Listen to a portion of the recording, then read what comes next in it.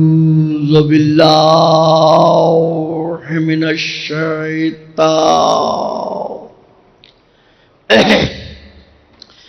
اللعين الرجيم.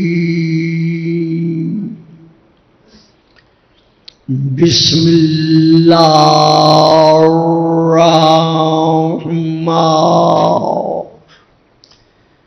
الرحيم. الحمد لله الذي جعل ليلة القدر خير من ألف شهر، والشكر لله الذي جعلنا من أهل ليلة القدر. والصلاة والسلام على معدن فيوزات ليلة القدر محمد المبعوث صلوات.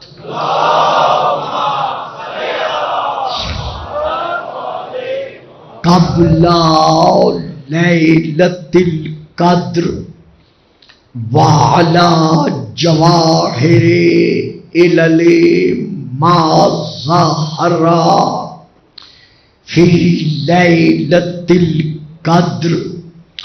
ثم الصلاة على آله الذين هم محال كتاب الله المنزل في ليلة القدر، بل هم كتاب الله الناطق المنزل في ليلة القدر.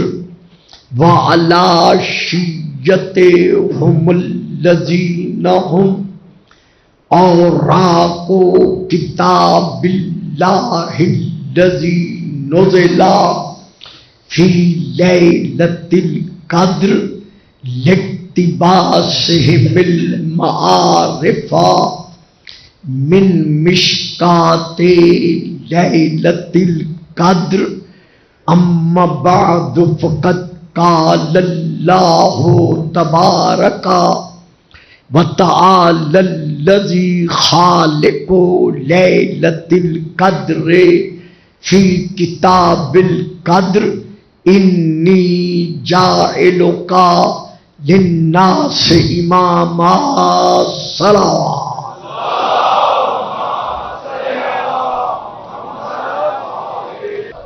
صاحبان علم و معرفت و محبت و مودت، ان ایام میں لفظ امام کے جو با اعتبار لغت معانی پیش نظر ہیں، ان میں سے چند ایک معانی پر گفتگو ہوتی رہی ہے.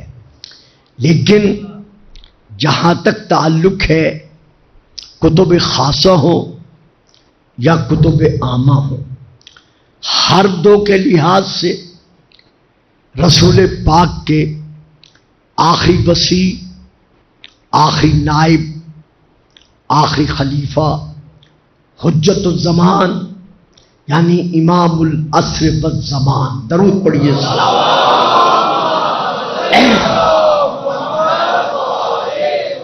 کے متعلق کسی بھی اہل سنت کی کتاب میں یا آل شیعہ کی کتاب میں یا جہاں جہاں بھی جس کے قلم نے مولا کے حالات کو قلم بند کیا ہے، ہر ایک نے یہ تسلیم کیا ہے کہ رسول کا آخری نائب امام مہدی من ولد فاطمہ، یعنی جتنا طالب علم ہونے کے ناطے سے میں کتب کا مطالعہ کر سکتا تھا یا کر رہا ہوں۔ کسی نے بھی یہاں آ کر اپنے قلم کا رخ کسی اور خاندان کی طرف یا کسی اور قبیلے کی طرف نہیں کیا، بلکہ ہر ایک کو یہ لکھنا پڑا۔ ہاں ایک اختلاف کیا ہے، کچھ حضرات نے لکھا ہے کہ وہ امام حسن کی اولاد میں سے ہوں گے، یعنی حسنی سید ہوں گے۔ اکثر نے لکھا ہے کہ نہیں، شیعہ نے بھی اور غیر شیعہ نے بھی، کہ وہ امام حسین علیہ السلام کی اولاد میں سے ہوں گے، یعنی حسینی ہوں گے۔ اب یہاں پر جو ہمیں تاریخ بتاتی ہے اور جو واضح ہے وہ یہی ہے کہ آپ حسنی بھی ہیں، آپ حسینی بھی ہیں، کیونکہ حضرت امام زین العابدین علیہ السلام کا حرم مبارکہ حضرت امام حسن علیہ السلام کی دختر نیک اختر تھی، تو اس اعتبار سے آپ حسنی ہیں، اور امام زین العابدین کے اعتبار سے آپ حسینی ہیں۔ لیکن ہر ایک کو اپنے قلم سے یہ لکھنا پڑا کہ من ولد فاطمہ، کہ وہ فاطمہ کی اولاد میں سے ہوگا۔ اب یہاں پر مجھے آج پھر چند ایک لغت کے اعتبار سے، لفظوں کے اعتبار سے آگے بڑھنا مقصود ہے کہ جب یہ مان لیا ہے کہ وہ سید ہوگا، تو اب یہاں یہ دیکھنا پڑے گا کہ ایک ہے با اعتبار لغت اپنے آپ کو سید کہلوانا۔ چلو فکرہ میں بیٹا ذرا آسان کر دیتا ہوں۔ ایک ہے اپنے آپ کو سید و نا کہلوانا، اور کہنے والوں کا بھی ان کو سید و نا کہنا، ایک ہے یہ مقام، اور ایک ہے اس احد و صمد و لم یلد ولم یولد کا با اعتبار منصب کسی کو سید کہنا۔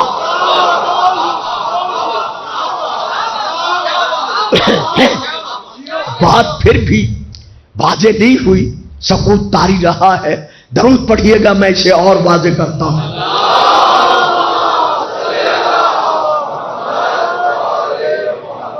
یعنی جس طرح منصب خلافت، منصب نبوت، منصب رسالت، منصب امامت، منصب ولایت عطا کرنے والا خود خدا ہے، اسی طرح معدن عصمت و طہارت کے سروں پر تاج سیادت سجا کر ان کو سید العوالم منوانے والا خود خدا۔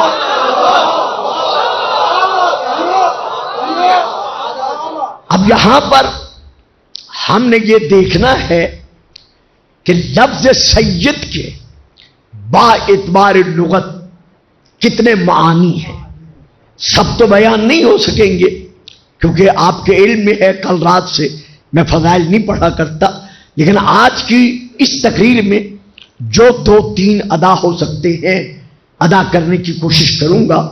پہلی کتاب کا نام ہے مفردات راغب اصفہانی، جس کا میں تقریباً جب بھی لغت کا حوالہ دیتا ہوں تو اس کتاب کا میں نام لیتا ہوں۔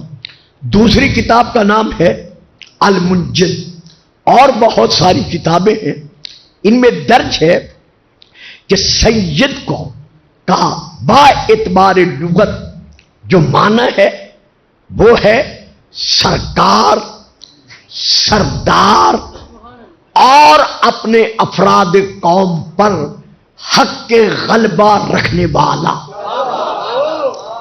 یعنی جو بھی اپنی قوم کے افراد پر حق کے غلبہ رکھتا ہے یعنی غالب ہوتا ہے، اسے کہا جاتا ہے اس قوم کے لیے سید۔ اب یہاں میں یہ کہنا چاہتا ہوں کہ چند افراد قبائل پر حق کے سرداری رکھتے ہوئے اپنے آپ کو غالب منوانا یا غالب کہلوانا یہ اور بات ہے، لیکن ہر ذرہ کائنات پر حق کے غلبہ رکھتے ہوئے اپنے آپ کو غالب علی کل غالب منوانا،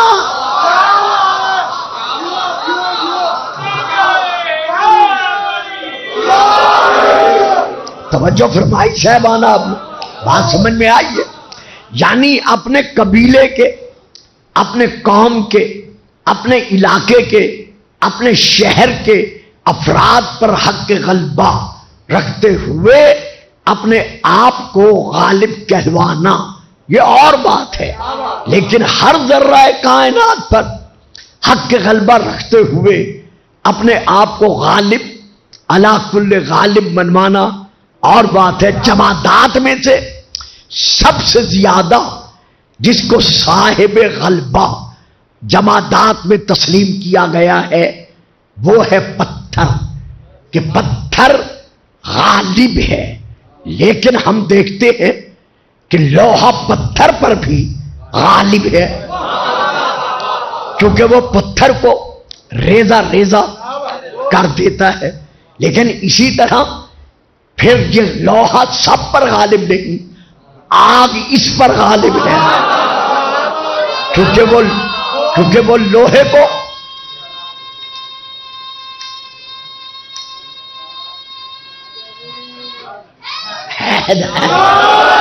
آگ لوہے پر بھی غالب ہے، کیونکہ لوہے کو بھی آگ گلا دیتی ہے، لیکن لوہا سب پر غالب نہیں، اس لیے کہ آگ اس کو پگھلا دیتی ہے، گلا دیتی ہے۔ اب ہم دیکھتے ہیں کہ آگ سب پر غالب نہیں بلکہ پانی اس پر غالب ہے، جو آگ کو بھی بجھا دیتا ہے۔ لیکن پھر دیکھتے ہیں کہ پانی سب پر غالب نہیں بلکہ وہ ابر جو اسے اپنے دامن میں لے کر مشرق مغرب جنوب شمال کا سفر کر رہا ہے وہ اس پر غالب ہے، لیکن صرف وہ ابر غالب نہیں بلکہ اس بادل پر وہ ہوا غالب ہے جو اسے جہاں چاہتی ہے اڑا کے لے جاتی ہے۔ لیکن یہ ہوا سب پر غالب نہیں، اس پر وہ فرشتہ غالب ہے جو اس ہوا کو بحکم خدا چلنے کا حکم دیتا ہے، لیکن وہ فرشتہ سب پر غالب نہیں، اس پر ملک الموت غالب ہے جو اس پر ایک نہ ایک دن موت کو طاری کر دے گا۔ لیکن ملک الموت سب پر غالب نہیں بلکہ ایک دن ایسا بھی آئے گا کہ خود موت ملک الموت پر بھی طاری ہو جائے گی۔ لیکن اللہ اکبر، ایک ذات ایسی غالب ہے، ایسی غالب ہے، ایسی غالب ہے جو موت کو مار کر نیزے کی نوک پر قرآن سنا کر یہ بنوا رہی ہے کہ محمد و آل محمد کا گھرانہ کل بھی غالب علی کل غالب تھا اور آج بھی غالب علی کل۔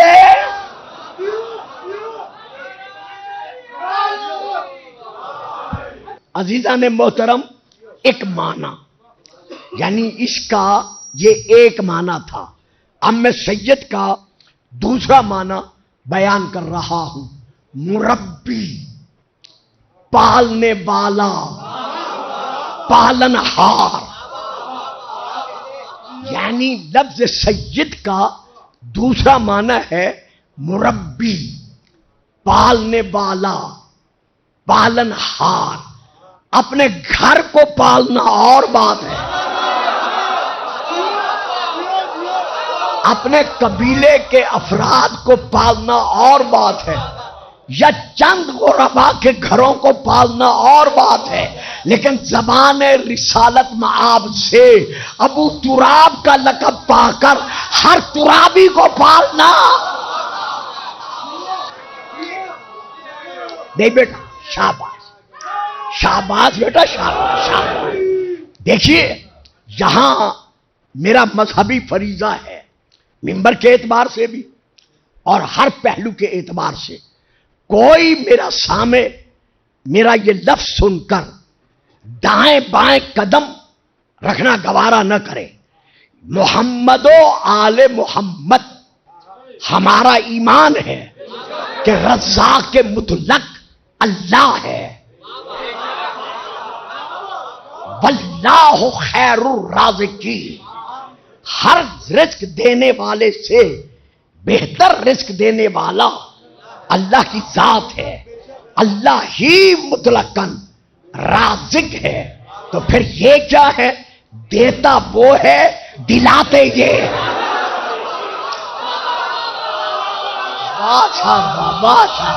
تیسرا معنی بیان کر رہا ہوں اسی لفظ سیدن کا.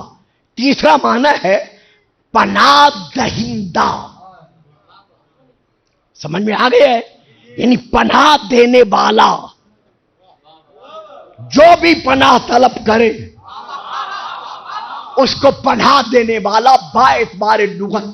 یہ تیسرا معنی ہے لفظ سیدن کا، پناہ دینے والا. اب میں یہاں رکتا نہیں، صرف ایک فکرہ دینا چاہتا ہوں.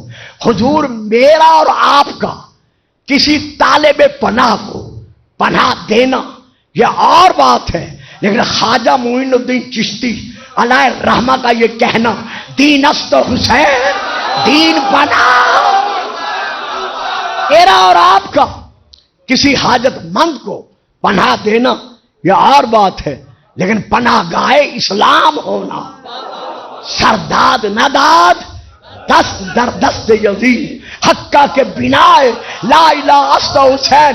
لوگوں جہاں بنیاد کمزور ہو وہاں عمارت کھڑی نہیں رہتی، جہاں حسین کا عقیدہ کمزور ہو.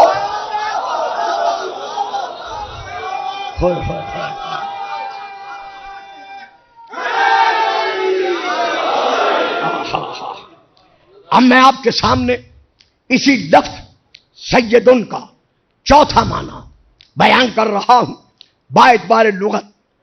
آقا، مالک، مولا. سید کا معنی لغت کے اعتبار سے آقا، مالک، مولا. چند افراد پر حق کے اولویت رکھتے ہوئے اپنے آپ کو مولا کہلوانا یہ اور بات ہے.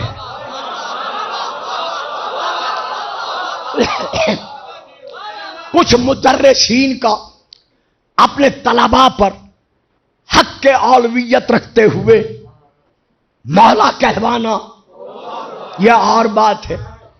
کچھ حضرات کا اپنے مریدوں کے مابین بیٹھ کر اپنے حلقہ نشینوں سے، اپنے ماننے والے مریدوں سے، خوش عقیدت رکھنے والوں سے مولا کہلوانا یہ اور بات ہے. لیکن اس مولا کے بنائے ہوئے مولا کا واہ صاحب، میرا فکرہ لینا بچوں. اس مولا کے بنائے ہوئے مولا کا غدیر کے میدان میں علی کو مولا منوانا. اور چوتھا معنی میں بیان کر رہا ہوں، کر چکا ہوں. پانچواں معنی بیان کر رہا ہوں، سخی، کریم، حلیم. میں نے پہلے کہا تھا تشریح نہیں کر سکوں گا. لفظ سیدن کے جو میں معانی بیان کر رہا ہوں ان میں سے پانچواں معنی ہے. اور میرے بچوں مجھے یقین جانو، اب میں 77 کراس کر چکا ہوں الحمدللہ. مجھے آپ لوگوں سے، عزیزوں سے اتنی مجھے روحانی مسرت حاصل ہوئی ہے، یہاں ہو یا گجرانوالہ ہو، کہ میں آپ کے حق میں دل کی دھڑکنوں سے دعا دے رہا ہوں. کوئی ذرا اٹھ کر نظر دوڑائے کہ جتنی تعداد میں بزرگ نظر آ رہے ہیں ان سے 3 گنا زیادہ میرے یہ نوجوان بیٹے نظر آ رہے ہیں.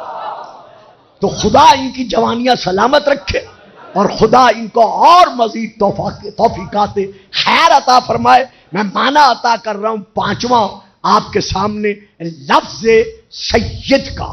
پہلا معنی سخی، دوسرا معنی کریم، تیسرا معنی حلیم. اب ساروں کی تشریح نہیں کروں گا، صرف ایک لفظ ادا کروں گا اور پھر آگے بڑھ جاؤں گا.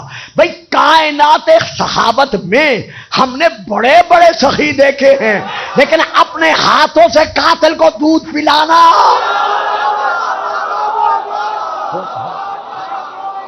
ہوئے ہوئے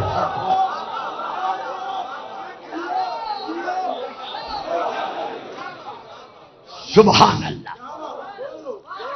کائنات صحابت میں ہم نے بڑے بڑے سخی دیکھے ہیں، لیکن اپنے ہاتھوں سے اپنے قاتل کو دودھ پلانا یا بوقت افطار اپنی افطاری کا سامان اٹھا کر میں اہل و عیال کے مسکین کو، یتیم کو، اسیر کو کھلا دینا. اب مجھے پتہ نہیں ہے، ہو سکتا ہے 5، 12، 14، 72 میری بات لے سکیں، لیکن اکثر نہیں لے سکیں گے، کیونکہ آنے والی بات کا تعلق ہے مکمل تاریخ کے ساتھ. تو جن کے ذہنوں میں تاریخ ہوگی وہ لیں گے، باقی بچوں مجھے معاف رکھنا، اکثر نہیں لے سکیں گے.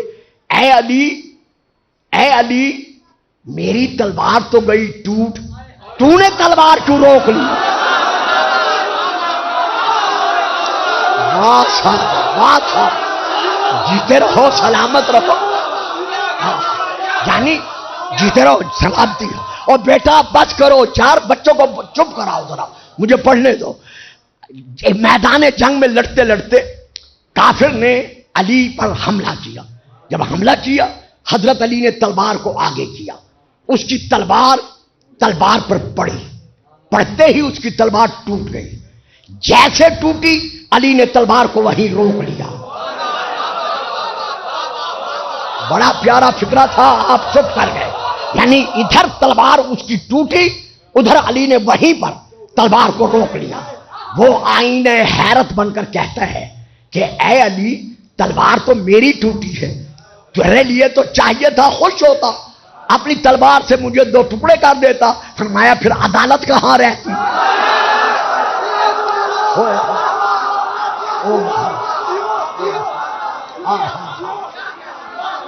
سبحان جیو. ہاں اب نعرہ لگاؤ. سبحان اللہ، واہ بھائی واہ، کمال ہے آپ کے سننے کی. فرمایا پھر عدالت کہاں رہتی؟ خالی ہاتھ پر ہاتھ اٹھانا، خالی ہاتھ پر ہاتھ اٹھانا یہ اہل بیت رسول کا شیوا نہیں. جب اس نے دیکھا کہ علی یہ کہہ رہا ہے، اب اسے ذرا حوصلہ ملا. جیسے حوصلہ ملا، یہ واقعہ آگے ہے، سارا نہیں پڑھوں گا، بس 2 لفظ جو دینے تھے وہی دوں گا. اسے حوصلہ ملا. حوصلہ جب مل گیا کہنے لگا علی، میں نے سنا ہے کہ اگر کوئی سائل تجھ سے سوال کرے تو اس کے سوال کو رد نہیں کرتا. فرمایا ہاں، اگر اسلام کے منافی نہ ہو. دیکھا ایک لفظ، دیکھیں اس میں درد کیا ہے. اگر اسلام کے منافی نہ ہو. کہتے ہیں اچھا منافی ہے یا نہیں ہے؟ میرا سوال یہ ہے، حبلی سیفکا، میری تلوار ٹوٹ گئی ہے، تو ایسے عالم میں میں کسی اور سے تلوار لے نہیں سکتا، تو اپنی تلوار مجھے دے. واہ بھائی واہ، میرا عظیم اجتماع، ذرا سوچو، ذرا سوچو وہ سوال کیا کر رہا ہے. کہتا ہے حبلی سیفکا، علی میری تلوار ٹوٹ گئی ہے، کہیں اور سے لے نہیں سکتا، اپنی تلوار مجھے دے. اب مجھے بتاؤ، علی کے پاس بھی ایک تلوار ہے اور کوئی ہتھیار نہیں ہے.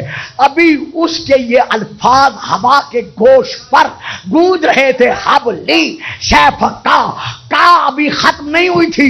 علی نے تلوار اچھال کر کہا خود ہاذا.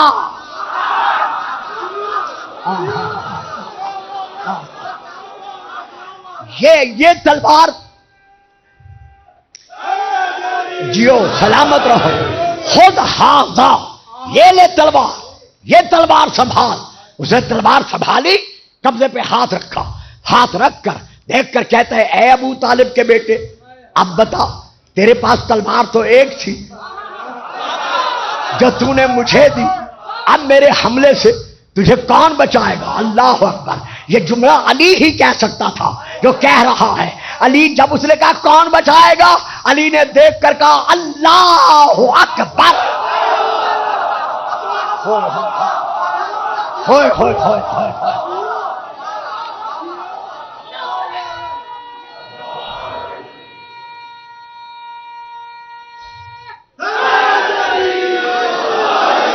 تو جیسے اس نے کہا تجھے کون بچائے گا، علی نے فوراً کہا اللہ اکبر. اس کے بدن میں لرزہ ہوا. مجھے جب میں نے فاضل اردو کیا تھا اس وقت تو شعر یاد ہوتے تھے، اب مجھے شعر یاد نہیں ہے، اگر میں غلط پڑھ جاؤں تو آپ محسوس رکھیے گا. اسی لیے علامہ اقبال کو کہنا پڑا، کافر ہے تو شمشیر پہ رکھتا ہے بھروسہ، مومن ہے تو بے تیغ بھی لڑتا ہے. گھرانہ سادات کے اس نوجوان دولہے کا مصائب پڑھا جا رہا ہے جس کی ماں کی بڑی حسرت تھی کہ قاسم جوان ہوگا. تاریخ کہتی ہے کہ سن 50 ہجری 28 صفر کی رات 27 کا دن گزار کر 28 صفر کی رات امام حسن کے تڑپنے کا یہ عالم تھا کہ کبھی اٹھتے تھے پھر لیٹ جاتے تھے، کبھی اٹھتے تھے پھر لیٹ جاتے تھے. حسین نے سنبھالا، باقی بھائیوں نے سنبھالا، بہنیں گردا گرد تھی. تاریخ میں 11 بہنیں یا 13 بہنوں کا ذکر ہے، یعنی امامین کی یا 11 بہنیں تھیں یا 13 بہنیں تھیں. زیادہ تر 11 لیکن تاریخ میں 13 بھی ہے. بہنیں موجود ہیں، حرم موجود ہیں، اولاد موجود ہے. 7 بیٹے 4 بیٹیاں، کسی نے 5 لکھی ہیں کسی نے 4 لکھی ہیں. 7 شہزادے 5 شہزادیاں باپ کے گردا گرد طواف کر رہے ہیں.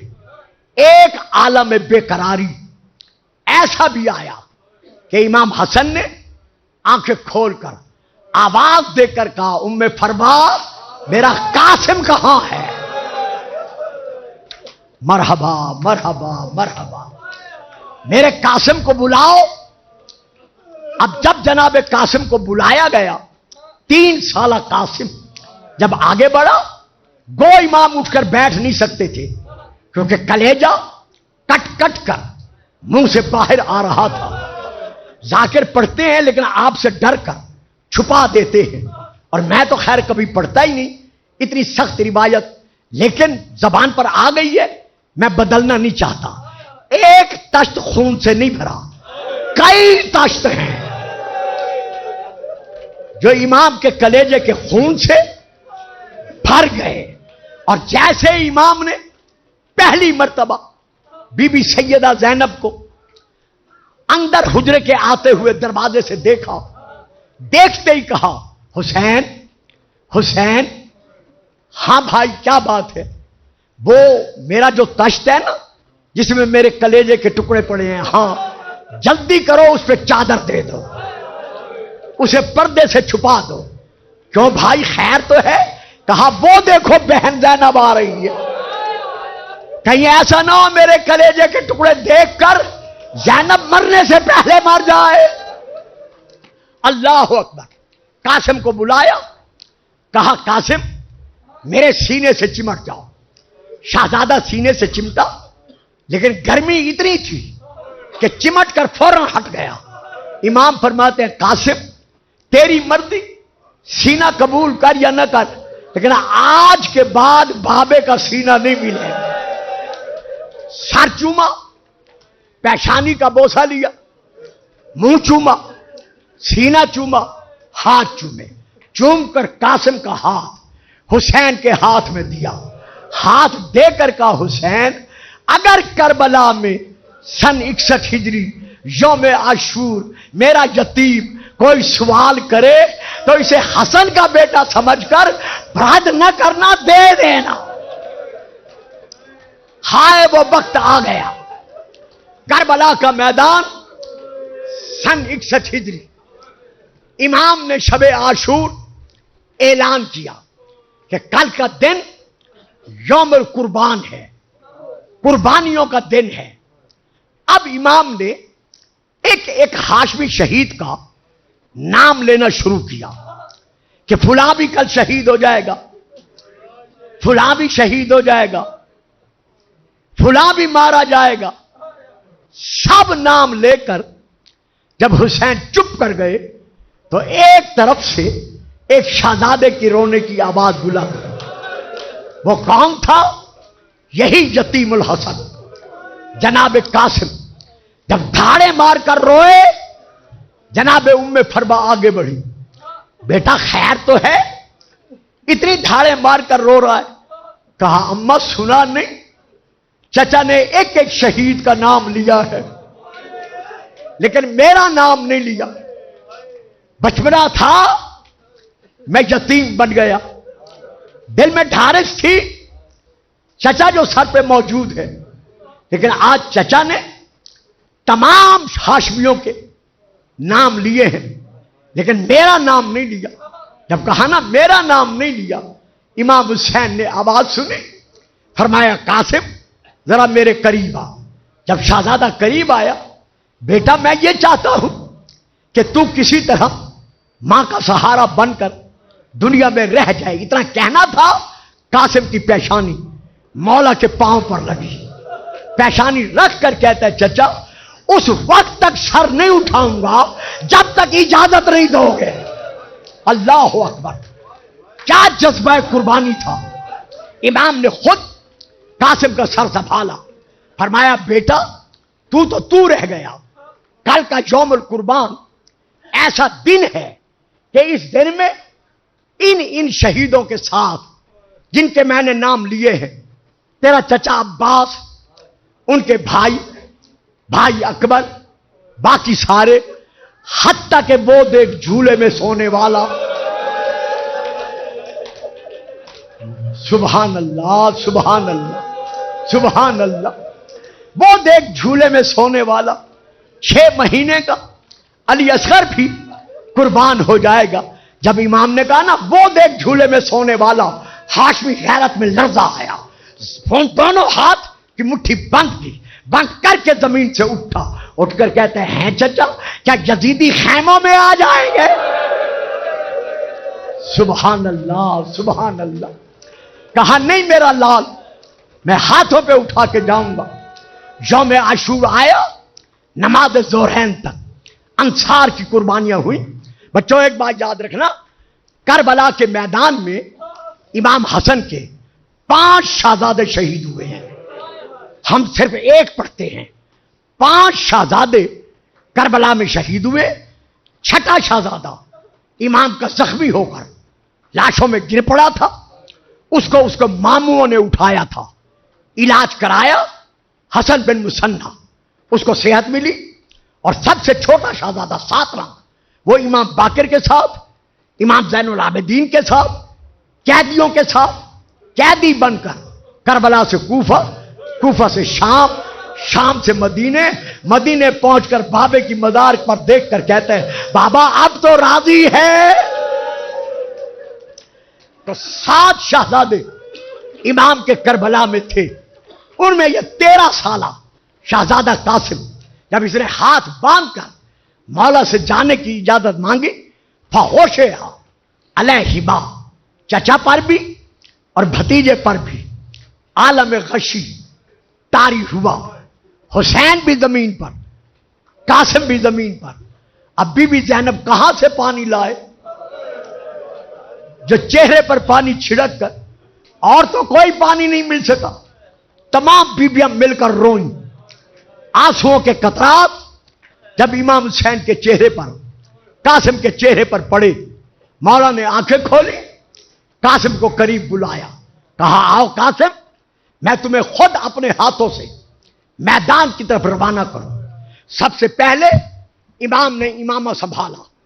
امامہ سنبھال کر قاسم کے سر پر امامہ باندھ کر اس کے دونوں پلڑے، دونوں گوشے یوں سینے کے سامنے امام نے لٹکا دیے. یہ سب جانتے ہیں، بچے نہیں جانتے کہ مستحبات کفن میں سے ہے کہ جب امامہ باندھو تو اس کے دونوں پلڑے مرنے والے کے سینے پر کھلے چھوڑ دو. اس کے بعد امام فرماتے قاسم میرے قریب آ. قاسم قریب آیا. امام نے قاسم کا گریباں چاک کیا. جب چاک کر چکے فرمایا جا میرا لال خدا کے حوالے. ہاتھ جوڑ کر کہتے ہیں چچا صبح سے میں دیکھ رہا ہوں جو میدان میں گیا ہے آپ نے اس کا گریبان چاک نہیں کیا، یہ میرے لیے آپ نے گریبان چاک کیا ہے، اس کی کوئی خاص وجہ ہے؟ حسین نے روتے ہوئے شہزادے کو گلے لگایا، گلے لگا کر کہتے ہیں قاسم یتیموں کی یہی پہچان ہے۔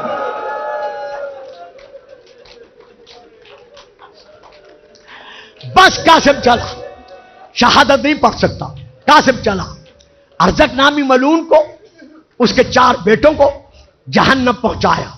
پہلے حملے میں پہلی مرتبہ لڑنے گیا ہے، پہلے کبھی میدان میں نہیں گیا۔ پہلے حملے میں 3 دن کا بھوکا پیاسا قاسم 70 جہنمیوں کو جہنم پہنچایا۔ دوسرے حملے میں 200 ناریوں کو جہنم پہنچایا۔ تیسرا حملہ کرنے کے لیے ابھی تلوار اٹھائی تھی یا عمر بن سعد ازدی نے آپ کی کمر میں زور سے نیزہ مارا، نیزے کا لگنا تھا، قاسم زین پر رک گیا، تلوار جہاں تھی وہی رک گئی۔ ابھی رکی تھی یا ایک ظالم نے آپ کے بازو پر تلوار کا وار کیا، قاسم کا ہاتھ زین کی طرف آیا تاکہ زین کا سہارا لو۔ ابھی سہارا لیا ہی تھا کہ ایک اور ظالم نے آپ کے سر پر گرد مارا، اور رونے والوں میں پڑھ رہا ہوں، آپ سن رہے ہیں، ذرا اندازہ لگاؤ، ماں دروازے سے دیکھ رہی ہے، بیویاں دروازے سے دیکھ رہی ہیں، جیسے سر پر گرز لگا، درمیان سے سر پھٹ گیا۔ اب قاسم زین پر بیٹھ نہیں سکا، ایک اور ظالم نے آپ کے پہلو میں نیزہ مارا، قاسم زین سے زمین کی طرف بڑھا، جیسے بڑھا آپ کا ایک پاؤں گھوڑے کی رکاب میں الجھ گیا۔ اب میں کیسے پڑھوں؟ آنکھیں بند کر کے ذرا تصور کرو، اپنے جوانوں کو دولہا بناؤ، اپنے جوانوں کے سروں پر سیرے سجاؤ، اپنے جوانوں کی خوشیاں دیکھو، اور رونے والوں ادھر قاسم کا پاؤں الجھا، جدھر جدھر گھوڑا دوڑتا رہا،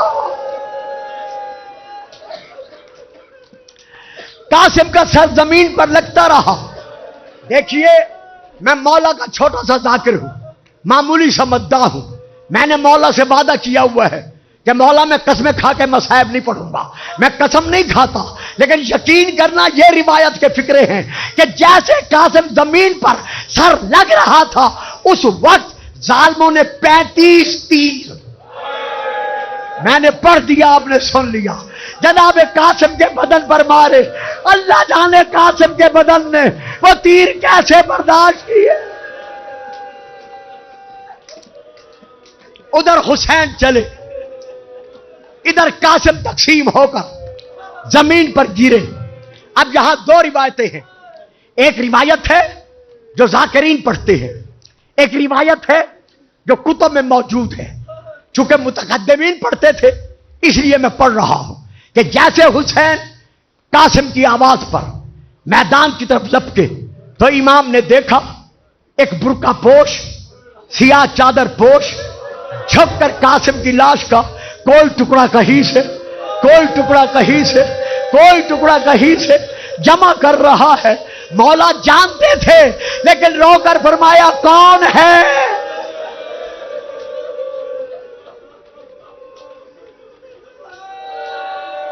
اللہ اکبر، اللہ اکبر، جیتے رہو، سوائے اس غم کے کوئی غم نہ دیکھو۔ بطول دعائیں دے رہی ہے، آواز دے کر کہا حسین مدینہ چھوڑ کر میں تیرا مسموم بھائی حسن آ گیا ہوں۔ اور جو روایت میں نے پڑھی ہے وہ یہ ہے، امام حسین جب پہنچے جناب قاسم پر، قاسم نہ تھا بلکہ قاسم تقسیم ہو چکا تھا۔ پوری کائنات میں واحد جنازہ ہے جو اس انداز میں اٹھایا گیا کہ حسین نے چادر بچھائی، کوئی ٹکڑا کہیں سے چنا، کوئی کہیں سے چنا، کوئی کہیں سے چنا، اور رونے والوں گٹھڑی بنائی۔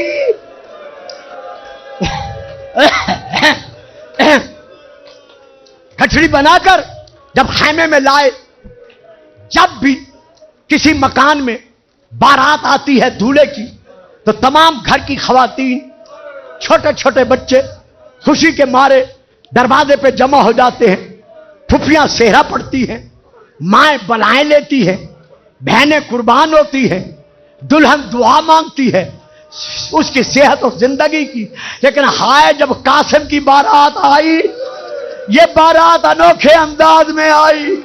हुसैन ने गठरी ला के रख दी। बीबी उम्मे फरमा कहती है, हुसैन क्या मेरे कासिम ने वफा नहीं की? कहा ऐसी वफा की है कि कयामत तक वफा इसके गम में रोती रहेगी। कहा फिर मेरे बेटे का लाशा क्यों नहीं लाया? बस इतना कहना था। अब बताओ हुसैन बेवा भाभी को क्या जवाब दे? एक दफा गठरी खोली, खोल के कहा आओ बीबियों, आओ बच्चों,